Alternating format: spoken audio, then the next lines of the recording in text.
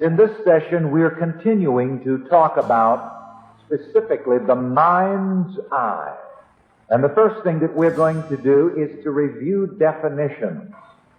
I'm a great believer in being cognizant of the definition of what you're talking about.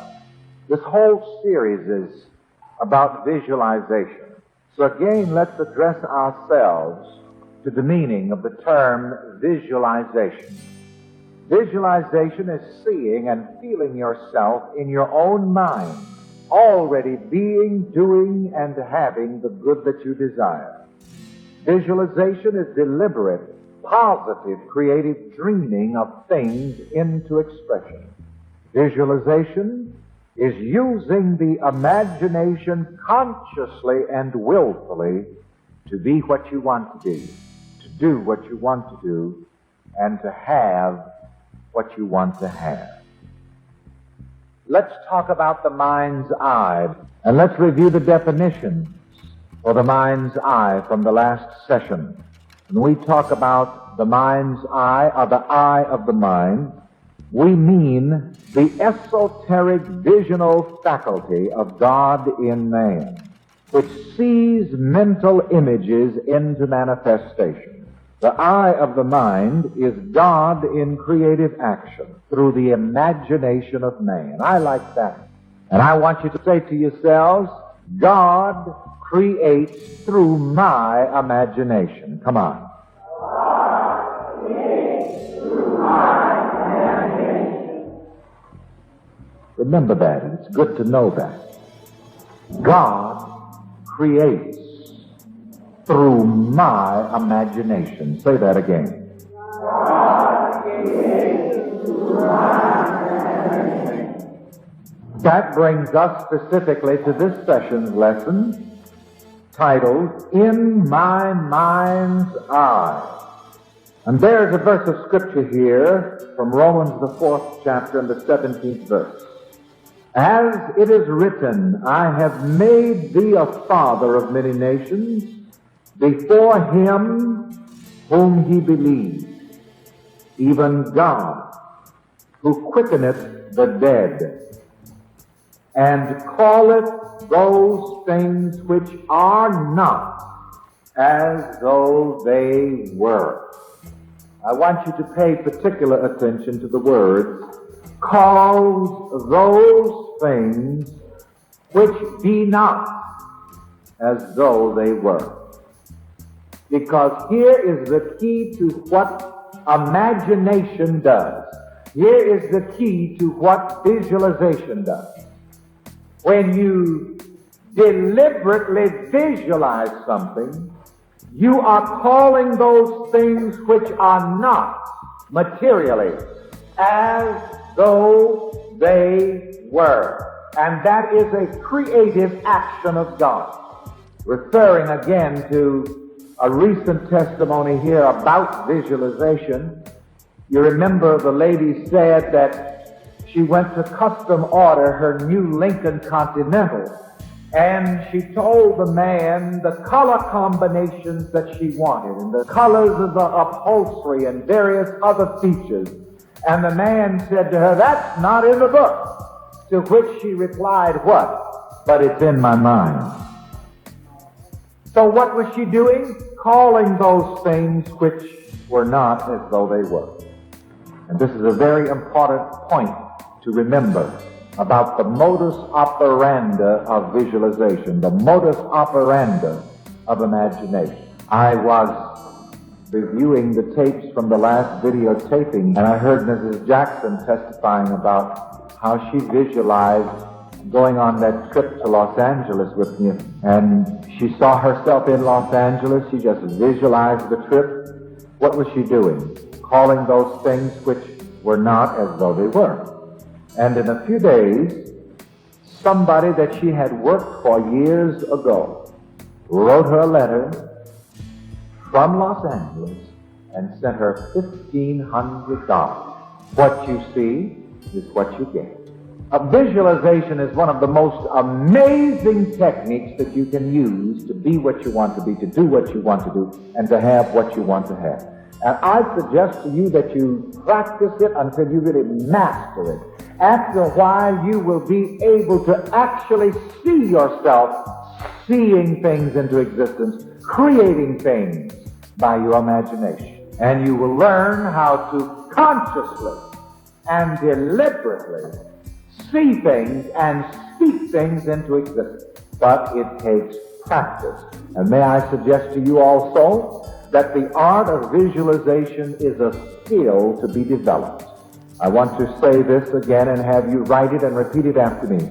Visualization is a skill to be practiced and developed. Together, visualization is a skill to be practiced and developed. Here again is one of the differences in this teaching and in this philosophy. You must practice. I can tell you, other people can tell you, but nobody can do your doing for you. Nobody can do my doing for me. Together, nobody can do my doing for me. I can pray for you, but I can't do your praying for you.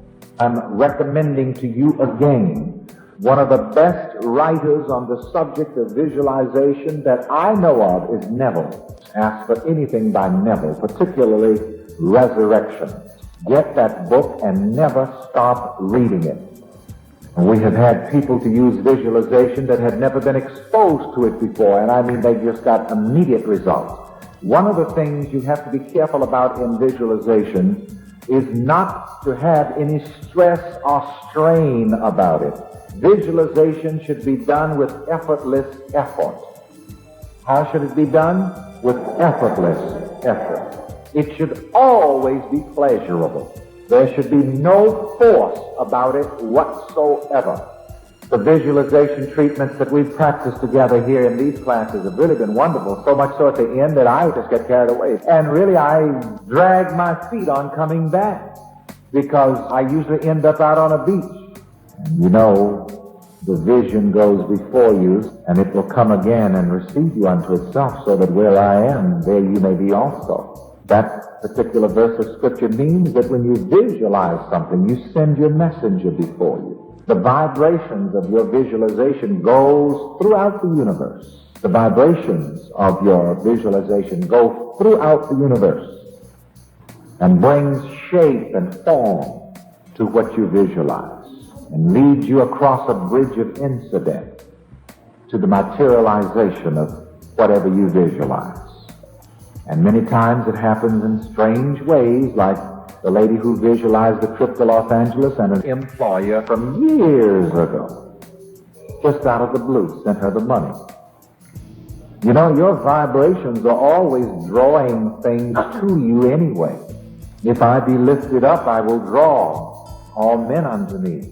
It means whatever idea, whatever belief, whatever feeling, whatever vision I lift up and believe in my mind will draw all corresponding manifestations unto me. Everything necessary for the materialization of your vision will be drawn to you in ways that you cannot and need not consciously devise. I want to repeat that. Whatever you visualize will be brought into your experience in ways which you cannot and need not devise. Part of it is from a quotation from Neville. Whatever you visualize. Maybe I haven't told you so much about my favorite books. Next to the Bible, that is my favorite book. That's saying a lot. If you ever master visualization, you've got it. Whatever you visualize will materialize in ways which you cannot and need not consciously devise. And it is well that I dwell on this again and again, because I don't want you to think that you are responsible to force things into existence, to force what you visualize. Every good desire has its own mechanics its own modus operandi of materialization. And it may help you to know this. Every good desire that God ever gives you has its own built-in modus operandi, its own built-in power of fulfillment. Wow. Let me hear you say, power of fulfillment. So you remember this about your visualization. All of your good imagination, all of your good visualization has its own built-in power of fulfillment. Every good desire that you ever have had, do have, and ever will have is given to you by God in you. Remember that. God is the origin of my every good desire. Together?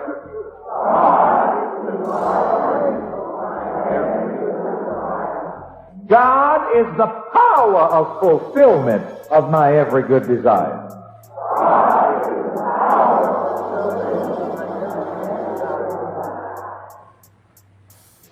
Remember that. Now, what are you going to do if you want some good? The answer comes, see yourself with it in your mind's eye. When you see yourself with it and feel it in your bones, you'll get it. You must see it and feel it. And if you can see it and feel it, you'll get it. And this works for everything, including money. Back to the lady who was afraid of driving. She overcame that fear, and she got a brand new car by using the process of visualization, by using the eye of her mind. With the eye of her mind, she saw herself driving, turning the wheel, looking in the rearview mirror. You know, can't you feel the reality of her vision? You see, you must put reality in it. And notice how things happened. While she was eating lunch, listening to the radio, an announcement came on the radio, specifically for those of you who would like to drive, but you are afraid. All of these things come together if you keep imagining it. And she was wondering, well, then if I do learn how to drive, how am I going to get the money? She learned to drive, and her husband gave her a brand new car. Let me hear you say, it works. And again, I want to repeat, when you really start practicing visualization, you get to that point where you can catch it happening. And you'll get to the point where you can see it and speak it, and it just happens immediately, right at the same time. Another very interesting thing about visualization really leads all of the other senses. You see it, and then that helps you to feel it. That helps you to smell it. That helps you to taste it. For example, when we do our visualization, I go to the beach and we order those drinks, I taste them. I smell those flowers. Now, I believe that when an impression reaches the subconscious mind, it is actually impressed upon the subconscious mind by feeling. I believe that all subconscious impression is translated in the latter end into feeling. But again, the visional faculty leads all of the other esoteric senses. And when you see it, you can feel it better. You can smell it better. You can taste it better. And the lady said that while she was visualizing for that car, she went around the house. Just like I told you, I used to go down the road pushing a dead branch off of a tree, walking 4 miles to school and back with my mother, just driving it. All right. That gets into also what I call the power of fascination. What fascinates you? What do you love? It must fascinate you, and you must love it until you can see it. I've had a lifelong love affair with automobiles, and they just keep coming to me. My garage is runneth over. I have a love and a fascination for clothing, and they just crawl right up on my back. What fascinates me? Several of the news reporters are telling me about the fascination of people with negative news, with bad news. And that's what creates more bad news. Be careful. Do not indulge in a negative fascination. Become fascinated with good and visualize that good. See that good in your mind's eye. Money has always been a great fascination to me, and I'll tell you that. I'm fascinated by it. It's so convenient, isn't it? And I don't care what the religious folks say about it. Money is nice. Like one man said, he said, I've been poor and I've been rich. And he said, and I can tell you from experience, rich is better.